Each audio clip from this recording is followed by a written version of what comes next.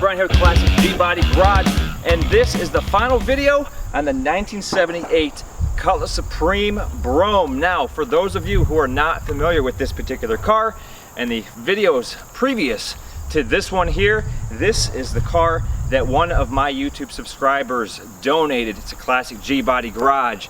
So let me go ahead and grab the camera. I'll give you guys a quick tour around the car, show you what it looks like, and give you a quick recap of everything that I did to this car to get it back on the road.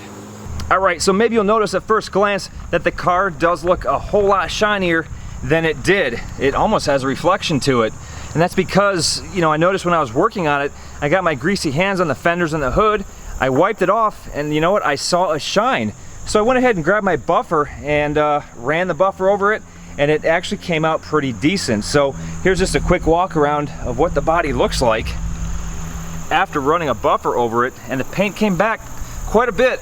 You can see the vinyl top has a little bit of cracking on it, typical car this age, and of course had to put the Classic GBody Garage sticker on it. But like I said, overall the paint came back pretty decent, and the car looks a whole lot better overall. So I'm glad I went ahead and buffed it out quickly. Let me go ahead and open up the trunk and I'll show you guys how nice and clean it is in there. Put another trunk mat in here because it didn't have one. Vacuumed it all out. It cleaned up very nicely. It has the original jack, spare, and all the hardware to keep it in place, typically missing on these cars. You know, this is just an example of what I do to these cars that have been sitting around for a long time, and I get my hands on them and give them a little bit of TLC, fix what's wrong with them, replace any broken parts, and get them back on the road where they belong. So let me show you guys how we're looking here under the hood. Alright, so visually under the hood, we are looking exactly the same. I'm not going to go ahead and degrease this engine compartment and douse the hell out of it with a bunch of Armor All and gloss it all up, just because I like to keep things original and show you guys what you're getting when you buy a car. I'm not trying to hide anything by cleaning up any oil leaks that might be present by degreasing it all down. Now, as far as the repairs go underneath here, I went ahead and replaced the radiator because we had the overheating issue. The radiator that was in this car, the drain plug actually fell out of it and all the coolant came out, which caused an overheating issue. So I went ahead and replaced the radiator, and while I was at it, I went and replaced the thermostat. Went from a 190 to a 160 thermostat just to get things running a little bit cooler. Also, while I was at it, I replaced all of the vacuum lines because it did have an idling issue. It was running lean. The vacuum lines were literally falling apart, crumbling, cracking, and causing some issues, so I went ahead and replaced all of those as well.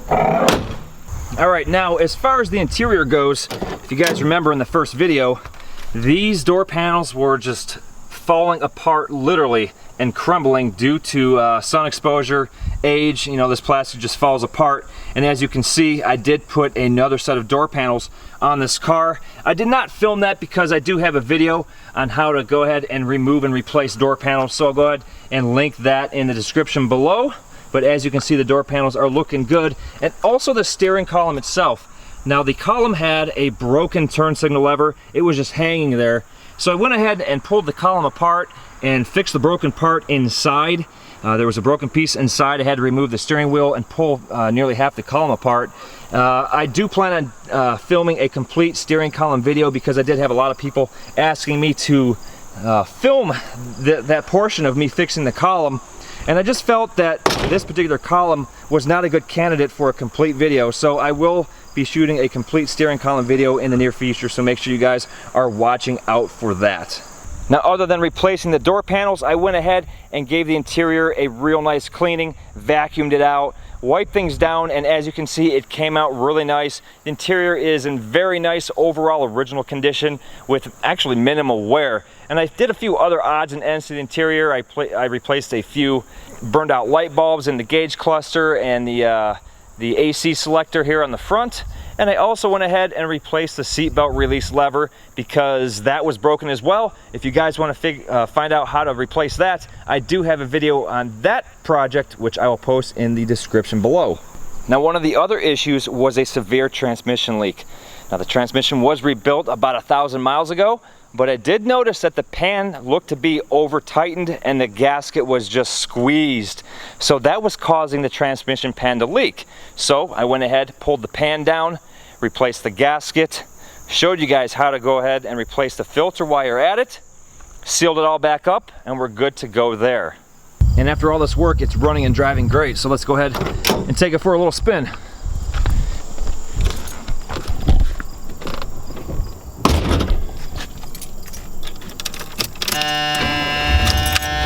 Fires right up.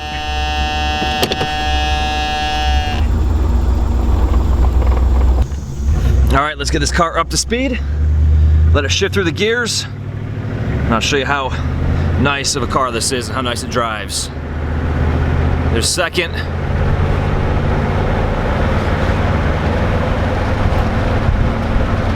And there's third. Hitting 60 miles an hour, extremely smooth.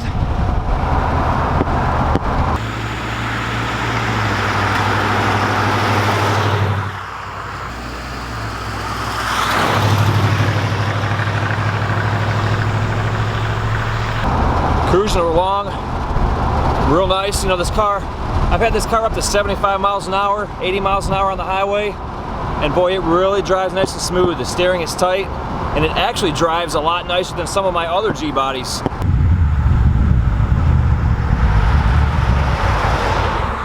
I've really enjoyed driving this car. I've taken it out almost every weekend, put quite a few miles on it, and have, you know, like I said, I've really enjoyed driving this car, working on it, and glad I was able to get this car back on the road where it belongs and give it a whole new life, and someone else can enjoy it exactly like this car, like these G-bodies are meant to be enjoyed. Very, very nice driving car. Really happy with it.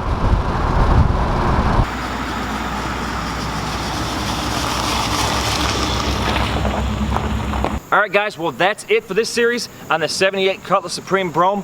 Hopefully you guys liked it, and hopefully the videos that I made on this car will help you out on your future G-body projects. I'll tell you what, I am very happy and very thankful that the subscriber reached out to me and donated this car instead of letting it basically get into the wrong hands and potentially scrapped. It allowed me to help you guys on your G-body projects by filming some G-body how-to videos, and also get another G-body back on the road where it belongs. Go ahead and post a comment below. Let me know what you guys thought of this video series. And also, hey, make sure you're following Classic G-Body Garage on Instagram and Facebook. Look out for that for sale posting. Maybe one of you guys will end up with this car. Well, that's it. Until the next Classic G-Body Garage video, make sure you keep those G-bodies rolling.